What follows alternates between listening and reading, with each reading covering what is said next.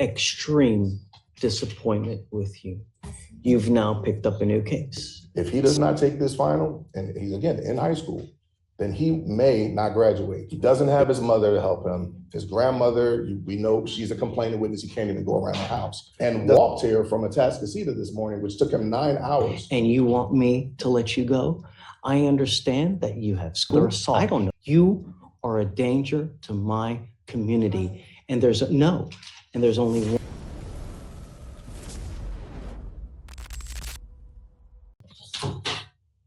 Let me express my extreme disappointment with you. You've now picked up a new case. Is it on docket today or no? It is, Judge. We placed it on after we spoke. Mr. Foster, you now stand charged with the offense of assault. You are facing up to a year in jail and or a $4,000 fine. You're going to do probable cause. You have the right to remain silent. Anything you say can or will be used against you. For some reason, I don't see it. Well, Your Honor, it's understood. Well, Judge. Tristan Smith, I'm sorry. I called you Foster, I meant Smith. When you, ADI, was it to be, so this is a walkthrough on the new case, the new charge.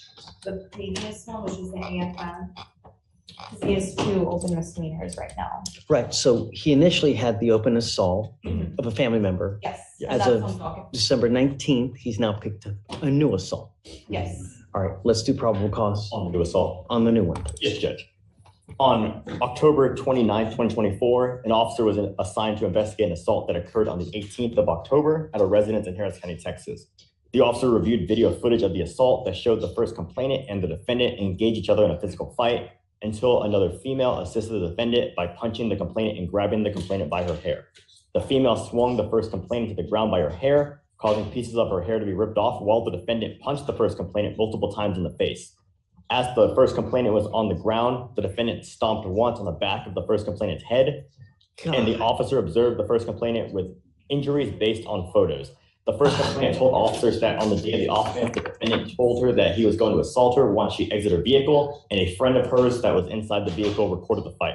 The defendant and the first complainant used to be friends, and the defendant used to live with the first complainant at her residence until the defendant was kicked out. Judge, if I can, just utilizing the state's information that they provided, I didn't hear the prosecutor read this part, but at some point, the officer interviewed the complaining witness in the new assault. Based on what she told him is that she had heard that Mr. Smith was going to attack her. And if you just read in the DIMS, she exited her vehicle to engage in a physical fight with Mr. Smith to defend herself from him.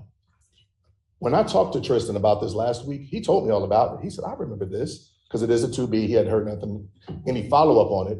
This young lady got out of her car and attacked him as he was walking down the street. It says it right here. MB exited her vehicle to engage in a physical fight with Mr. Smith to defend herself from him. She's in a car where she could have easily seen him and kept driving. No, she got out of her car and attacked him, exactly like he said. And while he was defending himself against her, another individual, another female, came to assist him in this fight because he was attacked and blindsided. This is exactly what the complaining witness in this case told the police happened, except she said that, well, I heard that he was going to attack me, so I jumped out my car and attacked him first. That's not an assault. I don't know. All I know is that the facts are pretty egregious. And I mean, he could have taken off, didn't have to sit there and didn't have to engage. He could have, you're on bond for a criminal case. So stop. I'm not asking you to say anything. You, in the correct mindset, I have an open assault. It's probably a pretty good idea for me to go away and not do anything here. And if he had that time to reflect in that instance, then perhaps he should have done that. But he's walking down the street and this girl jumps out the car to engage him in a physical fight, like she told police that she did, to defend herself from him. He doesn't have time to sit and reflect, oh, I got a case and all that. He could have run away. He could have gone. He could do something else. I don't know. Being attacked, Judge, you got to do something. Look, I get that there's always two sides to the story. But I'm going to find there's probable cause now. I understand. If you develop something later, if you see something on video, if you show something that she's the initial aggressor, come back and we can talk. She said it. She told the I officer. don't she know was- that for sure. I mean, it just, you know, Let's say in self-defense. Yeah, we have in self-defense, and then we have furthermore that once the female was assisting the defendant, that the defendant continued to assault the complainant, even stopping the complainant on the head. You Even gotta after stop she her if was she's down. attacking him. Well, Judge, she was down on the ground. The Yes, complainant Judge. was down on the ground and the defendant stomped on her face. I'm finding that there's probable cause. You picked up a new case. And we'll deal with that, Judge. But the biggest issue, of course, is the fact that he did pick up a new case, albeit he didn't ask for it. I mean, he's walking down the street. And his situation being one that's extraordinary, one that I haven't seen much this year, dealing with indigent defendants, being of his age, which is a high school student, as we've talked about before, pending graduation with an acceptance to a great school. This is a very tenuous time for him. You've already ordered him to be drug tested before and all of that. So we're working through those things. The last thing that, and I know we have to consider the complainant witness in the community and all of that. I understand that. But I'm advocating for Mr. Smith. I get it. Mr. Smith has a final on Monday that he must take. If he does not take this final, and he's again in high school, then he may not graduate. If he doesn't graduate, then we can kiss Baylor goodbye. It's not likely to happen for him in light of all of the challenges that he's dealing with. He doesn't have his mother to help him. His grandmother, we know she's a complaining witness. He can't even go around the house. He doesn't have any help right now. He's living with a friend and walked here from Atascocita this morning, which took him 9 hours. I mean, this situation it's extremely difficult, Judge. So my ask is that we do something, and it could be amend bond conditions, but to keep him on bond so that he can take his test, do what he needs to do to finish school, and hopefully we can resolve these issues. I've looked at the evidence that the state has submitted for the new case.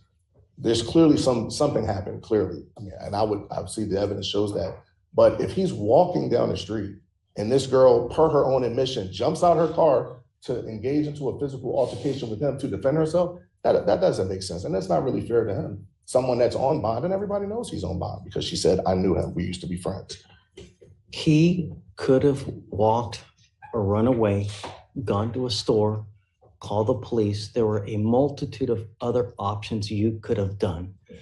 You know what's at stake here, yet you pick up another case where you allegedly stomp on someone's head.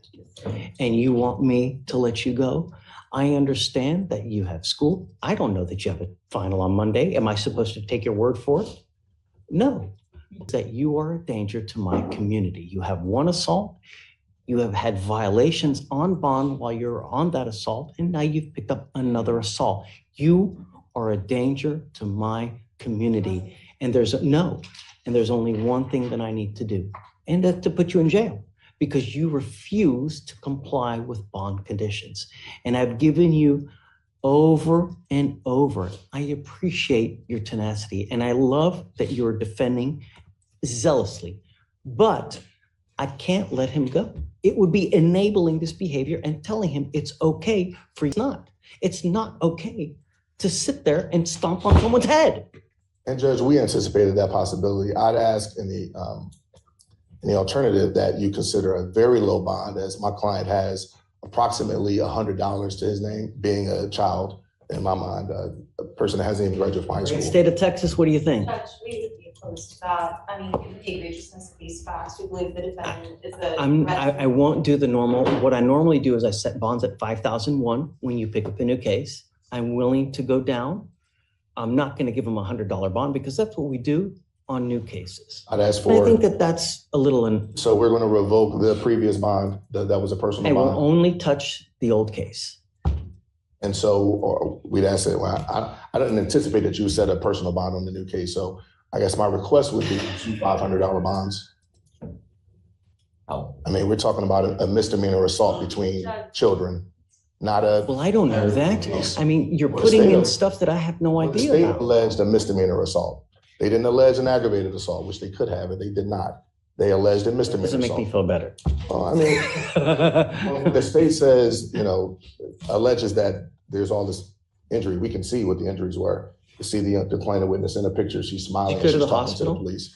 No, she didn't go to the hospital, Judge. I don't know. I've read everything. She hasn't gone to the hospital. She has a swollen eye is what she has. Judge, I don't believe, I mean, her hair was also ripped out, Judge, based on what we see in the four corners of the dims. We haven't done. I don't know. I mean, there's a lot of people who wear different types of hair. Sure. So, But just going off the dims, we have her hair being ripped out and being stomped. So, And to your question, not hospitalized, Judge. so here's what I'll do. Judge, just if I may add, even in the first AFM, Judge, the complainant has gone back to the home at least once, to my knowledge, based on my communications with the complainants on that case. The defendant has gone back to the grandmother's homes, contrary to the bond conditions and the no contact orders in that case. He's repeatedly, time and time again, violated his bond conditions, and now so we would be opposed to anything less than $1,000. Yeah, I know. I would. So what I was going to, his bond on the first assault is it's $1,500. I'll do 2501 on that. Okay, I'll only raise it up by $1,000.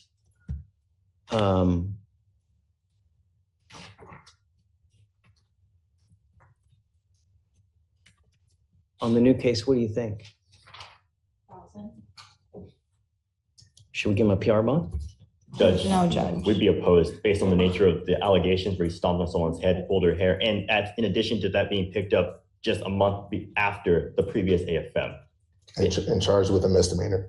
I mean, if the state felt so vigorously about this case, then they would have filed it in district court. I mean, this is a misdemeanor assault between. I think there's no way this would have been gone upstairs, I agree. And which is why I think a personal bond could be adequate in light of the fact that he would be given a surety bond on his previous case. He doesn't have much of anything. If anything, that keeps him in jail until we get to trial, because that would be a case that we would set. All right, Mr. Brooker, I'll set the new one. I'll set it at $500. Thank you, Judge.